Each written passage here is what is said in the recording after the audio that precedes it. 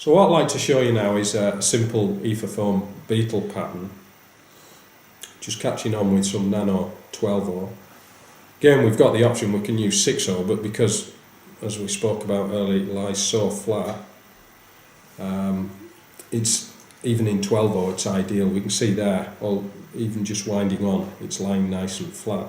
That's quite important because catching down foam, if we've got a round profile thread, it acts like a cheese wire and ultimately wants to cut through the foam, whereas this flat base thread will create a greater surface area and consequently secure the foam rather than cut. You'll see periodically I take the tension off the thread by spinning the bobbin anti-clockwise, because each revolution we take with our turn of thread there is tightening the thread in a clockwise direction.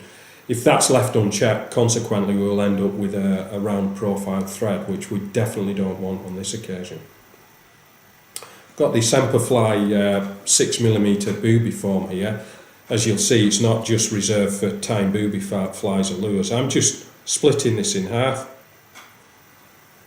taking the scissors through that. Nice thing about this foam is it's what we consider open cell. So it's quite buoyant, but also it compresses nice and easily. So we've got two halves there, which will ultimately we've got a couple of beetle patterns there. Taking our thread down to the bend to create a nice base, so the foam won't slip around when we catch that in. Just winding back up the shank 2/3. Catching this in, as you'll see instantly, it compresses quite readily there. So we've caught the foam in there. Essentially, we've secured it quite well, and I'm coming down in open turns. The reason being that these little bubbles you can see will ultimately act as a life jacket on the underside to create extra buoyancy if we ever lose the shell back, because of the number of trout we hopefully catch using this fly. So at this stage now we've got our foam pointing rearwards. I'm just going to use two different colours of Semperfli straggle string. I've got sage and black, which wound together make a lovely sort of peacock colour. Just neaten those butt ends up. Don't need to catch them in, because this is straggle string. We don't need to catch them in right at the butt end. As we'll see, the fibres will kick out all over, produce a nice leggy appeal hopefully.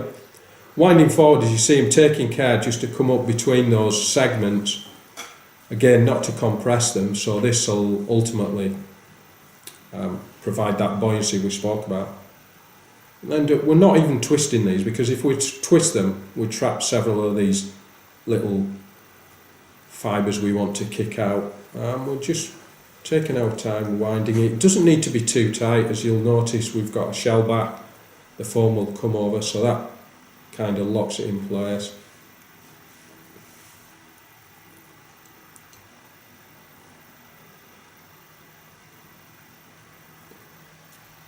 About 2/3 up, we'll actually catch this off now.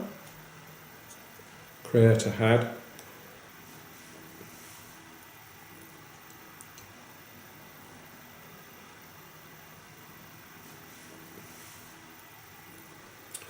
So I'm bringing the foam over now, taking the tension off the thread, so with the thread's lying flat. Just be careful not to stretch this too much. We don't want to compress it and kill its buoyancy. Got 3 turns on there, just checking it, make sure it's nice and central. Got a nice buggy looking beetle feel to it, and then I'll stretch it out a little bit and work right up to the eye. Checking that by lifting the foam, that's perfect. So a couple of options available to us now. We can knock on a little bit of dubbing, double this back, and we've got a rudimentary beetle pattern.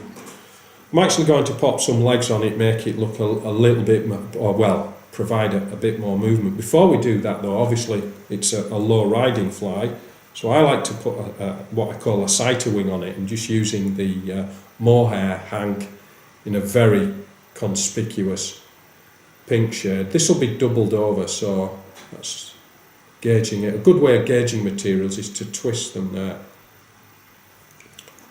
Catch this in here, and then double this back.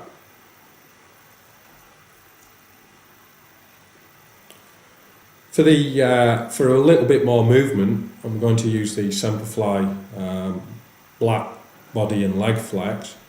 Good tip for beginners here, catching this in, is actually use the weight of the bobbin.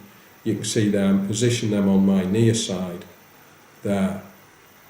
If I crank that over, you can see the legs there nicely positioned. Take an extra turn. Get our set of legs for the far side of the hook now. Bring these up into place, position them there. Take a turn, and you can see we've got the legs there in position. Obviously these will be rearranged. I want them kicking back because we need to take into account our thorax and form head. So to form a small head, but more importantly hide those thread turns, we're applying a little bit of eye stubbing there. As ever, the secret is just to go sparingly and work in one direction, we spoke about earlier. See there. I don't mind one or two fibres kicking out. Gather all that together just so we can train it.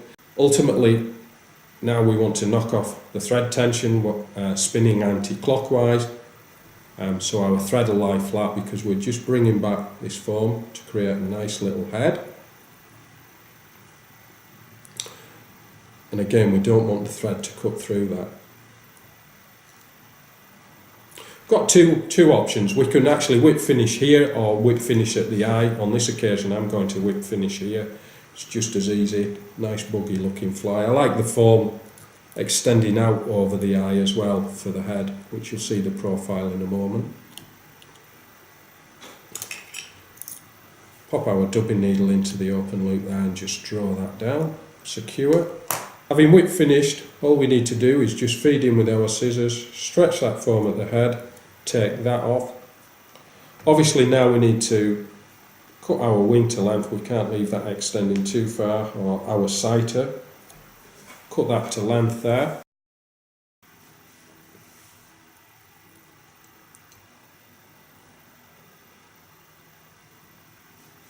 And then trim the legs. Again, it's entirely up to you. I don't like them overly long, but that's about right.